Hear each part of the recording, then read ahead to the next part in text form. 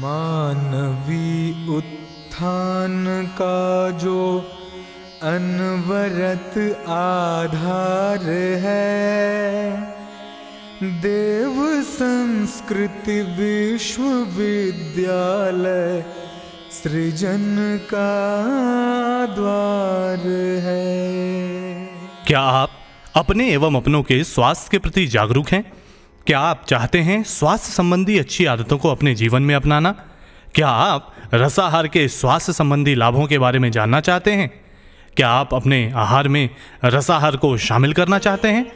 तो देव संस्कृति विश्वविद्यालय में स्थित माता भगवती प्राकृतिक रसाहार केंद्र के माध्यम से आइए जानते हैं कैसे घर में ही स्वयं से कम समय एवं कम लागत में रसाहार बना आप अपने एवं अपनों के स्वास्थ्य लाभ हेतु एक बड़ा कदम उठा सकते हैं।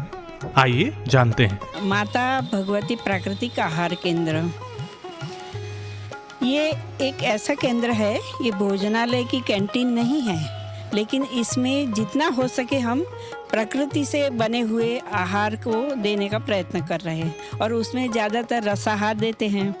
उसके जो भी प्राकृतिक चीज़ है उसका रस निकाल करके उसको देते हैं, क्योंकि रसाहार वो एब्स्ट्रैक्ट है, उसका सूक्ष्म भाग हमें शरीर में पोषण तुरंत देता है और उसका फायदा तुरंत होता है।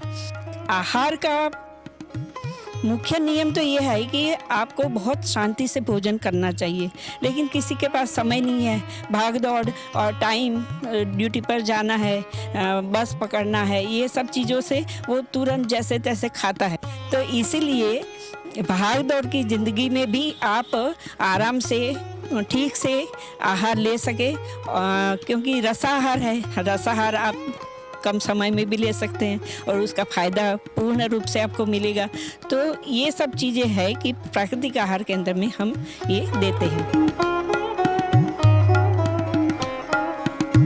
आज हम कुछ रसाहार कैसे बनाना है, उसके विधि और उसके गुण और क्या क्या चीज़ें उसमें चाहिए, ये सब देखेंगे। आइए पहले हम देखते हैं ज्वारा की विधि कैसे बनाया जाता है। ये आप पीछे देख रहे हैं, ज्वारा हम यहीं उगाते हैं और ये ऑर्गेनिक बिल्कुल बिना केमिकल का उगाते हैं और उसको काट लेते हैं। तो ऐसे छोटे छोटे पीस में काटना है और उसको अच्छे से धो लेना है और फिर उसको मिक्सी में डाल देना है। पानी इतना लेना है कि ये ज्वारा जितनी क्वांटिटी में है वो डूब जाए और फिर उसको मिक्सी में अच्छे से पीस के फिर हम उसको छान लेते हैं, तो हमारा पीने का ज्वारे का रस तैयार हो जाता है। इसमें B17 करके एक तत्व रहता है, उसी से उसका कैंसर जैसे रोग भी ठीक होते हैं, डायबिटीज़ है, हाइपरटेंशन है, आर्थराइटिस है, खून के जो भी रोग है वो सब ठीक होते हैं। उसमें थोड़े नियम है पीने के लिए कि खाली पेट पीना है और उसके पहले और बाद में 1 घंटे बाद तक भी हमें कुछ नहीं लेना है। और जैसे फीवर है या संक्रमण है तो उसमें नहीं लेना है। बाकी स्वस्थ व्यक्ति भी ले सकता है, तो उससे और ज़्यादा स्वस्थ और निरोगी रहता है। और जो गंभीर बीमारियां हैं या जो कोई भी बीमारी है तो उसमें वो नियमित लेने से कम 30 से 40 दिन लेना है, तो उससे बहुत फर्क हो जाता है और बिना और दवाई के ये प्राकृतिक रीति से ही ठीक हो जाता है। गिलोय, ये है गिलोय की डंडी, मतलब जो गिलोय बेल के रूप में होता है और उसकी जो बीच वाली डंडी होती है उसी को हम ले लेते हैं और पीसने के लिए उसको छोटा छोटा सा ऐसा पीस बना देते हैं। 100 ग्राम करीब नीम की पत्तियां लेते हैं और उसमें उतना ही पानी मिलाना है और नीम और गिलोय दोनों को मिला करके जूसर में डालते हैं, उसमें पानी मिलाते हैं और उसको पीस लेते हैं और छान लेते हैं, तो नीम गिलोय का जूस हो जाता है। नीम में ये गुण है कि वो रक्त को शुद्ध करता है, तो इसलिए भी जैसे कील मुहासे हैं, स्किन के कोई रोग है तो ये सब भी उसी से ठीक हो जाते हैं। पेट के लिए भी बहुत अच्छा है, तो इसी से हमारा पेट भी साफ रहता है और सब जड़ों का मूल जो है वो पेट है। पेट अगर आपका सही रहता है, तो आप स्वस्थ और निरोग रहते हैं। तो ये नीम गिलोय सभी को ये अप्रैल महीना पूरा या नवरात्रि में 9 दिन पीना चाहिए और उसी से हम पूरे साल भर स्वस्थ रहते हैं, निरोग रहते हैं। ये है पुदीना।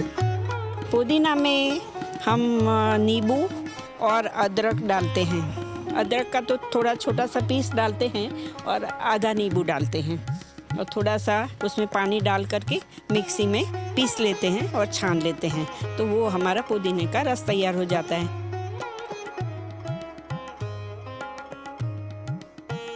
पुदीना जो है पेट के लिए बहुत गुणकारी है। गैस बनती है, एसिडिटी, ऐसे रोगों में भी फायदाकारक है। अभी हम त्रिगुणातीत रसाहार के बारे में देखेंगे।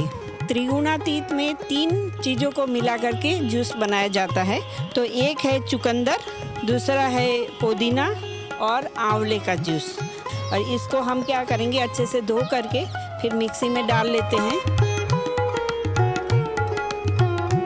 और उसमें पानी मिला देते हैं। तो पानी भी उतना ही मिलाना है जैसे वो पूरा इंग्रेडिएंट्स जो भी है सामग्री वो डूब जाए पानी में, उतना करके फिर मिक्सी चला करके उसको छान लेते हैं। तो हमारा त्रिगुणातीत तैयार हो जाता है।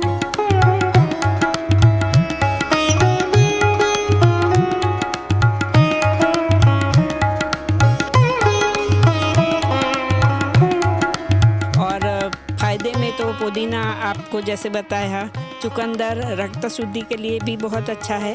हीमोग्लोबिन उसको बढ़ाता है शरीर में, कोलेस्ट्रॉल को भी नियंत्रण में लाता है। तो ये तीनों हो गए, आंवला, चुकंदर और पुदीना। आंवला जीवनी शक्ति देता है, पाचन के लिए भी अच्छा है और सर्वश्रेष्ठ है।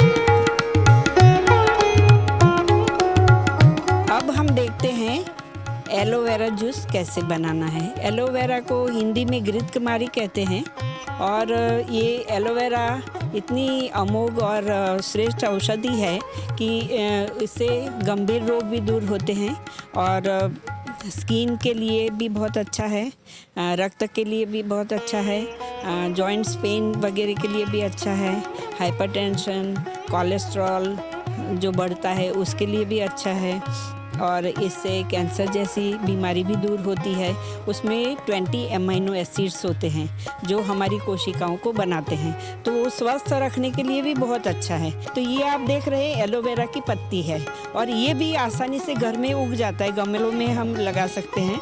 तो उसकी साइड की जो कांटे हैं दोनों साइड के वो निकाल लेने चाकू से और फिर बीच में जो जगह रहेगी उससे ऊपर की एक परत निकल जाएगी और बीच में सफ़ेद गुदा रहता है। वो सफ़ेद गुदा को चाकू से या चम्मच की मदद से पूरा निकाल लेना है और उसी में थोड़ा सा पानी डाल करके मिक्सी में पीस लेना है। तो वो पीने के लिए एलोवेरा तैयार है। लेकिन एलोवेरा में से बहुत अलग अलग चीज़ें भी बन सकती है। अब जैसे ये जो पत्ती है फेंकनी नहीं है, हमें वेस्ट में से भी बेस्ट बनाना है। तो इसका जो पत्तियां हैं वो आप सीधा डायरेक्ट बालों में भी उपयोग कर सकते हैं, लगा सकते हैं। तो इससे आपके बाल मुलायम रहेंगे और झड़ना भी बंद हो जाएगा और फेस पे भी लगा सकते हैं जिससे कील मुंह से दूर होते हैं और आपकी फेस ग्लो करती है। अगले क्रम में हम सौंफ का जूस बनाने जा रहे हैं। सौंफ का जूस बहुत ही टेस्टी है और बहुत ही गुणकारी भी है। ये देखिए, इसमें हमने मिला कर रख लिया है सौंफ और उसमें पानी मिलाया हुआ है और उसमें और चीज़ें भी मिला सकते हैं, लेकिन हम खाली इलायची और मिश्री और पानी और सौंफ।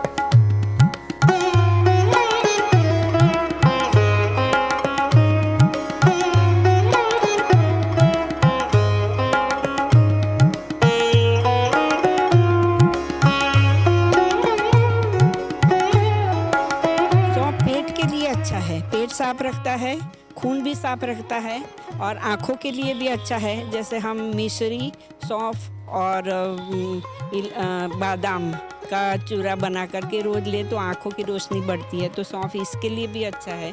और सौंफ गर्मियों में तो बहुत ही अच्छा है, क्योंकि ठंडा है, उसकी प्रकृति ठंडी है। और जैसे क्या है कि आजकल के ज़माने में बहुत सारी एंटीबायोटिक बचपन से ही बच्चों को दिया जाता है, तो शरीर में अंदर की गर्मी बहुत होती है, तो जिसको तजा गर्मी हम बोलते हैं, तो वो गर्मी को दूर करने के लिए ये ठंडाई के रूप में उपयोग किया जाता है, तो बहुत ही अच्छा है। जो हम बात कर रहे हैं कि प्राकृतिक आहार, उसमें क्या होना चाहिए, कैसे होना चाहिए, कैसे बनाना चाहिए, तो ये जो है कि सात्विकता बढ़ाए, निरोग रहे। मतलब हमारे मन को हम सही रखेंगे तो हमारी सात्विकता बढ़ेगी, और अन्न जो हम खाएंगे वो पौष्टिक और सीधा साधा होगा, मिर्च मसाला तला भुना नहीं होगा, पैक्ड जो डिब्बों में मिलता है वो नहीं होगा, मैदा वगैरह नहीं होगा, तो वो सात्विकता हमारी बढ़ा सकता है। जो हमें नेचुरल, जो कुदरती मतलब प्राकृतिक आहार जो मिलता है उसी के रूप में हम लेंगे, तो उसी का फिर रसाहार बनाने की विधि इसमें बताई गई है, और इसमें उसका लाभ भी बताया गया है, गुण क्या है, फ़ायदा क्या है वो भी बताया गया है, और कुछ ऐसी टिप्स भी दी है कि हमें कैसे जीवन जीना चाहिए जिससे हम स्वस्थ रह सकते हैं और ज़्यादा से ज़्यादा काम कर सकते हैं। हमारे YouTube चैनल शांति कुंज वीडियो गायत्री परिवार को सब्सक्राइब करें एवं बेल आइकन जरूर दबाएं ताकि गायत्री परिवार की विभिन्न गतिविधियों की जानकारी आपको मिलती रहे।